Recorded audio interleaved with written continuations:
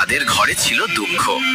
ঘরের বাইরে হযরত ইমাম হাসান ও হোসাইন রাদিয়াল্লাহু তাআলা আনহু দেখলেন তার মতো ছোট ছোট বাচ্চারা নতুন জামা পরে ঈদের ময়দানে যাচ্ছে। এটা দেখে হযরত হাসান রাদিয়াল্লাহু তাআলা আনহু তাদের বাড়ির দিকে আসতে লাগলেন। এদিকে হযরত ফাতেমা রাদিয়াল্লাহু তাআলা আনহা তার নিজ কক্ষে বসেছিলেন।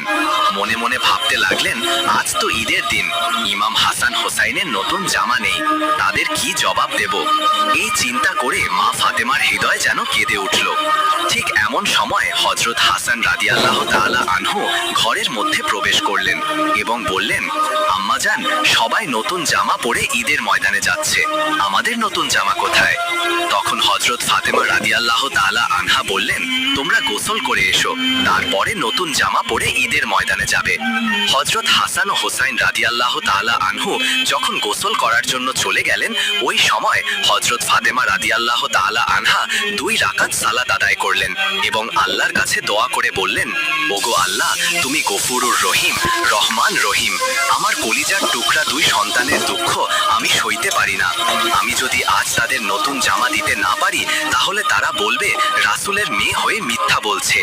দয়া করে মেহেরবানি করে আমার সম্মান রক্ষা করো। হে আল্লাহ, তাদের 2টো জামার ব্যবস্থা করে দিন। এই দোয়া করার সাথে সাথেই হযরত জিবরাইল আলাইহিস সালাম দর্জিসে 2টি জামা নিয়ে হযরত হাসান হোসাইনের কাছে হাজির হলেন এবং বললেন, এই নাও তোমাদের ঈদের নতুন জামা, তোমার মা তোমাদের জন্য জামা নিয়ে আসতে বলেছে। এই কথা শুনে ইমাম হাসান ও হোসাইন রাদিয়াল্লাহু তাআলা আনহু জামা নিয়ে খুব খুশি হয়ে বাড়ির দিকে যাচ্ছিলেন। কিতাবে এসেছে, এই জামার একটি রং লাল, আরেকটি রং সবুজ। এদিকে হযরত ফাতেমা রাদিয়াল্লাহু তাআলা আনহার হৃদয় যেন কিসের কষ্ট হচ্ছিল কিছুই বুঝতে পারছিল না। ঠিক ওই সময় হযরত ইমাম হাসান ও হোসাইন রাদিয়াল্লাহু তাআলা আনহু ঘরের মধ্যে প্রবেশ করলেন।